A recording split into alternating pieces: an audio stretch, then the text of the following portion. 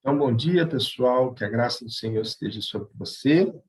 Hoje nós vamos falar sobre o livro de Marcos, Evangelho de Jesus Cristo, segundo foi relatado por Marcos, ali no capítulo 8, verso 34 até o verso 38.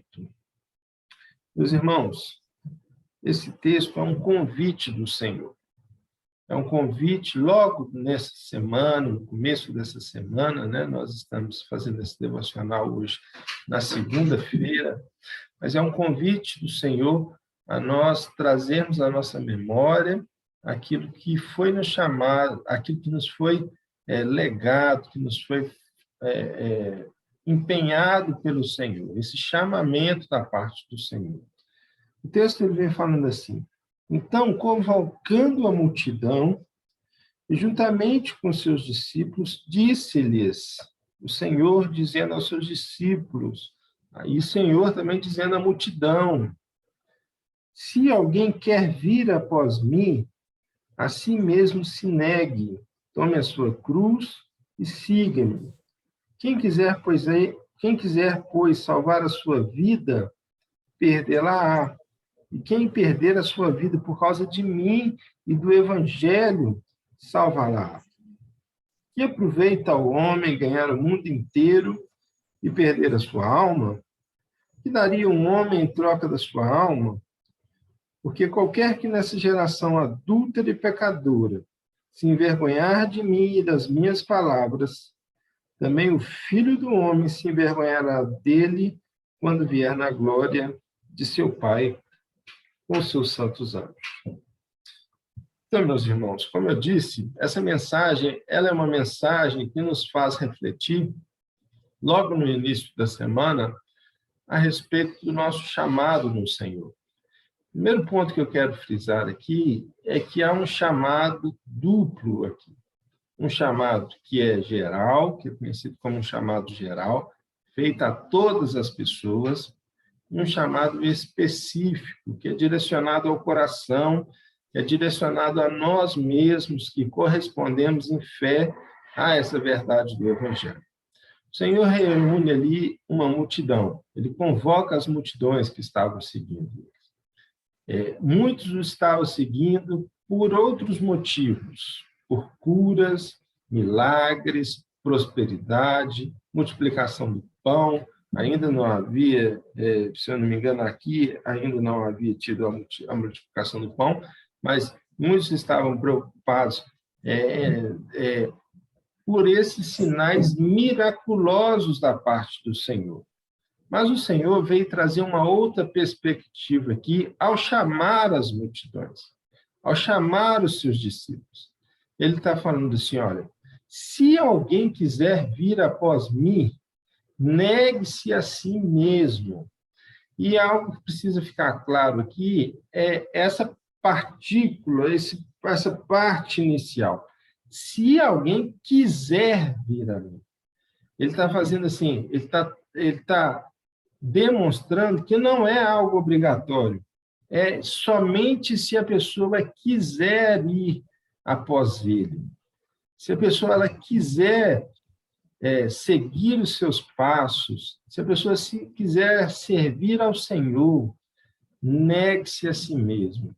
Se a pessoa ela quiser viver uma vida crendo no Senhor, mudando as suas percepções de mundo, se a pessoa quiser viver uma vida transformada pelo Senhor, percebendo o mundo à sua volta agora de acordo com os preceitos do Senhor, negue a sua vida. Porque todo aquele que nega a sua vida, né, toma a sua cruz e me segue, a ele é dada a vida eterna. E ele fala assim, quem quiser, pois, salvar a sua vida, perdê-la-á. E quem perder a vida por causa de mim e do Evangelho, salva-la-á. Veja bem que o paradigma aqui que ele faz de contraposição entre vida e morte é muito interessante. Ele fala assim, olha, quem quiser salvar a sua vida, ou seja, quem quiser salvar a sua vida, ele tem que perder a sua vida. E quem quiser, quem perder a sua vida por causa de mim, e por causa do Evangelho, vai ter essa salvação, vai ter essa vida eterna. Então, é como se fosse uma reflexão que ele estivesse demonstrando aqui a respeito desse aparente paradoxo, essa aparente antinomia, esse paradoxo que ele demonstra a respeito de vida e de morte. Ele fala assim, olha, quem quiser, pois, salvar a sua vida, perdê-la-á. Mas como que é esse perdê-la-á? Esse perdê-la-á representa abrir mão do próprio governo da sua vida, se submetendo ao governo de Cristo, se submetendo ao senhorio de Cristo, se submetendo aqui aos preceitos, às vontades de Cristo. Quando nós lemos em João, capítulo 3, fala que nós não somos nascidos por vontade própria, nem pela vontade do homem, mas nascidos pela vontade do Espírito. E o Espírito nos leva para onde Ele quer. Então, perder a sua vida em prol de seguir a Jesus, de tomar a sua cruz e seguir a Jesus, significa ser levado pelo Senhor para onde quer que Ele nos queira levar. Talvez o Senhor queira nos usar aí no nosso próprio ambiente de trabalho. Aqui tem irmãos que trabalham e labutam durante toda a semana a fim de ganhar o sustento do seu lar, mas, entretanto, talvez é ali que o Senhor quer te usar para trazer outras pessoas ao arrependimento. Entretanto, a gente tem que ter em mente também que o Senhor ele faz obras grandiosas a ponto de tirar a pessoa de onde que ela está e enviar para outros lugares. Existe como eu falei, existe esse chamamento aí geral e específico, mas existe um terceiro chamamento, que é o chamamento para aquelas pessoas que foram chamadas ao Evangelho, foram chamadas a serem ministros exclusivos do Evangelho. Pessoas que estejam ali preparados, sendo preparados pelo Senhor, que dedicaram a sua vida para viver plenamente para a pregação do Evangelho. Talvez o Senhor também tenha nos chamado isso, e isso nós podemos estudar em outra oportunidade.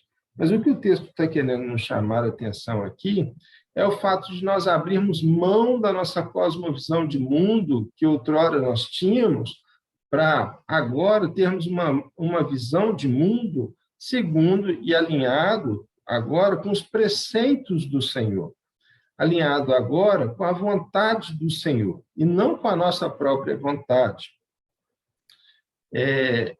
Imagine que você delibere no seu coração que você queira fazer determinado curso ou que você queira determinada atividade. E essa atividade, ou esse determinado curso, ou essa determinada situação que você tenha deliberado no seu coração, ela vai de encontro aos preceitos aqui da palavra do Senhor. Quando o Senhor fala sobre perdê-la, ou deixar essas questões de lado por causa do amor em Jesus e por causa do Evangelho, ele está falando exatamente isso. Se essas questões elas ferem os preceitos do Senhor, elas estão fora da vontade de Deus. Estando fora, assim, da vontade de Deus, nós devemos abandonar essas questões. Isso significa perder a sua vida por causa do Evangelho.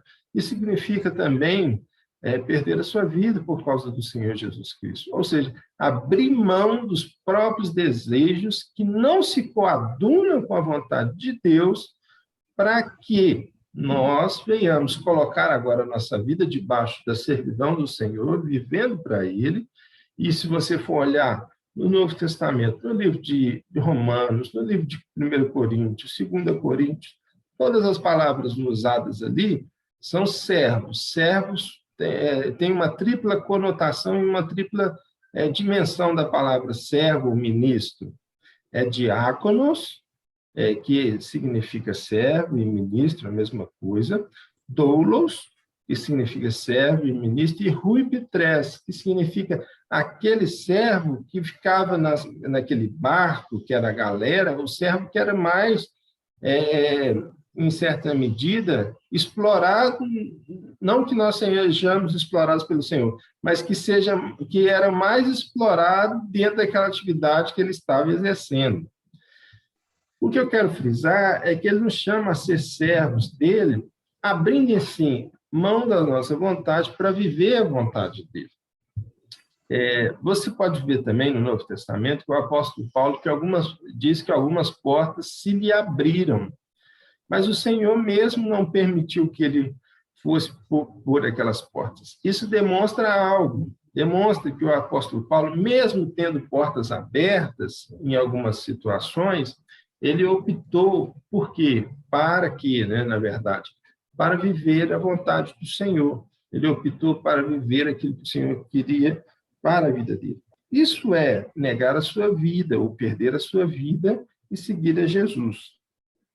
E algo que ele põe no verso 36 que me chama a atenção. Que aproveita o homem ganhar o mundo inteiro e perder a sua alma. Veja bem, nós temos projetos, nós temos intentos assim, de ganhar certos objetivos, de alcançar certos objetivos. Entretanto, não adianta nós alcançarmos esses objetivos e perdermos a nossa alma. Porque esses objetivos que nós muitas vezes traçamos, prosperidade financeira, títulos em termos acadêmicos, situações diversas de ser empresário, enfim, um investidor, alguma coisa dessa natureza. Isso não é errado fazer isso. O problema é nós alcançarmos sucesso nessas áreas e perdermos a nossa vida. Alcançarmos sucesso nessas áreas e perecermos em relação à nossa alma. Por quê? Porque nós temos uma perspectiva que ela vai pós a esse mundo, ela não está somente ligada a esse mundo, mas ela transcende a esse mundo, porque nossa perspectiva é que após a morte existem dois caminhos, existem ali duas realidades. Uma realidade é a realidade sobre a qual o Senhor nos oferta gratuitamente ali por meio da sua morte e ressurreição. Nós celebramos ontem e durante o passado dos dias passados, né, para quem celebra os calendários litúrgicos, nós celebramos a Páscoa, que significa essa nova aliança que o Senhor fez com a igreja. Lógico que Páscoa tem a conotação de ceia do Senhor, no Novo Testamento tem a conotação de ceia do Senhor, mas significa essa morte do Senhor em nosso favor, esse passar por cima, esse cobrir-nos, Pai, com a presença e com o sangue dele, para que nós tivéssemos vida. Mas o que ele está chamando a atenção no texto não adianta nada você alcançar todos os seus objetivos, tudo aquilo que o Senhor colocou no seu coração, ou que você tenha projetado no seu próprio coração, e você perder a sua alma. É interessante que eu ia numa congregação, e nessa congregação o pastor falava sempre um exemplo. Talvez você esteja orando para ter um sítio. E aí você ganha esse sítio, você recebe da parte do Senhor esse sítio, e depois que você recebe esse sítio, você não volta mais ao culto, você abandona a sua vida ministerial, abandona as suas atividades em relação à vida cultica, você se torna um monge ali, separado, para de orar, para de buscar o Senhor. Isso tudo porque você alcançou algo que tinha sido lícito, não foi ilícito, algo que você alcançou, mas você deixou o quê? De viver e de se submeter àquilo que nós fomos chamados pelo Senhor mesmo. Não quero falar com isso também que nós perdemos salvação, tá? Isso é um outro ponto. Mas o que eu quero mencionar aqui é que talvez a pessoa não tinha tido a experiência que a gente chama de experiência dessa salvação. Mas o que o Senhor está falando é de uma pessoa que ganhou o mundo todo por meio das obras que ele mesmo fez e por meio daquilo que ele conquistou, mas ele perde a sua alma. Então, não adianta nada a pessoa alcançar objetivos e perder a sua alma. Que daria o homem em troco da sua alma? O homem não pode dar nada em troco da sua alma. Ele não pode fazer nada em troco, em favor de si mesmo e em troco da sua alma. Isso aí é pacificado, né? A gente sabe que não é pelas obras que nós somos salvos. E aí ele fala algo que é interessante, porque qualquer um que a esse mundo se envergonhar do meu nome e do evangelho, eu também me envergonharei diante do Pai, ou o Filho do Homem, né? Ele usa a expressão que o Filho do Homem também se envergonhará diante do Pai e dos seus santos anjos.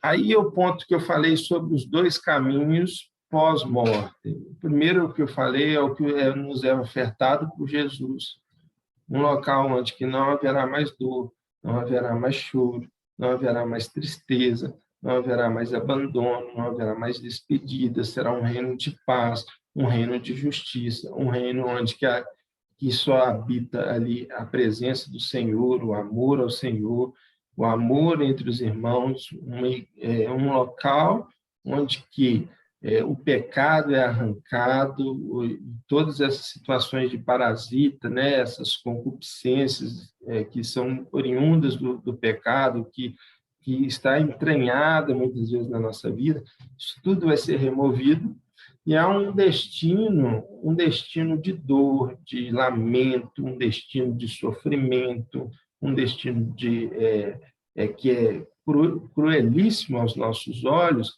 mas é um destino que ele é justo, tendo em vista as ofensas àquele chamado do Evangelho que a pessoa rejeita. Mas esse local que foi destinado a Satanás e os seus demônios, ali será também lançado todos aqueles desobedientes à mensagem do Evangelho, todos aqueles que negaram receber a mensagem do Evangelho. A esses ali será lançado também e será destinado. Então, o Senhor nos está chamando aqui, olha, se você quiser, negue a sua vida ou carregue a sua cruz e siga-me. Mas se você não quiser, existe um outro destino para você. Existe um destino que não é esse que eu estou te ofertando gratuitamente. Eu estou ofertando gratuitamente, porque você estava morto nos seus delitos, nos seus pecados. Mas, entretanto, se você optar por não receber esse caminho, se você optar por não se negar a sua vida, se pegar a sua cruz e me seguir, existe um outro destino, que é um destino que é a justa retribuição do mal praticado pelo homem contra o Deus Criador dos céus e da terra. Então, nessa manhã, meus irmãos, e como forma do nosso devocional, a reflexão que eu quero deixar é a respeito se nós estamos seguindo ao Senhor, negando a nós mesmos, pegando a nossa cruz e seguindo o nosso Senhor. Se nós, porventura, estamos nos envergonhando do nome do Senhor diante da sociedade. E isso tem que ser aplicado de forma muito prática na nossa vida. Nós vivemos num mundo secularista, um mundo que abandonou o Senhor, e esse mundo que abandonou o Senhor precisa ouvir que o Evangelho ele é integral, ele é para a nossa vida prática e ele também está no campo da espiritualidade, do campo da individualidade. Porque no secularismo que nós vivemos, as pessoas colocaram a experiência religiosa, entre aspas, porque nós sabemos que é muito mais do que isso, eles colocaram a experiência religiosa meramente numa condição individual, meramente numa questão subjetiva. Entretanto, o Senhor está nos chamando a viver algo holístico, algo que seja próprio de uma unidade na vida da pessoa. É sim uma questão espiritual, é sim uma questão que envolve a subjetividade do homem, mas é algo que envolve também a coletividade. Nós fomos chamados a viver nesse mundo como arautos do Senhor, como proclamadores do reino do Senhor, como pessoas que está chamando as pessoas ao arrependimento e à reconciliação com esse Senhor. Então, meus irmãos, que a gente tenha essa palavra no nosso coração e que logo por essa manhã a gente reflita sobre isso. Se você puder, durante essa semana, faça a experiência de pregar o Evangelho a uma pessoa, falando daquilo que o Senhor já fez na sua vida, falando daquilo que o Senhor pode fazer na vida da pessoa, tirando ela daquela situação que ela se encontra de miséria e de carecer da graça e da glória do Senhor. Amém? Que Jesus te abençoe. Esse é o nosso devocional de hoje. Agora eu vou pausar aqui.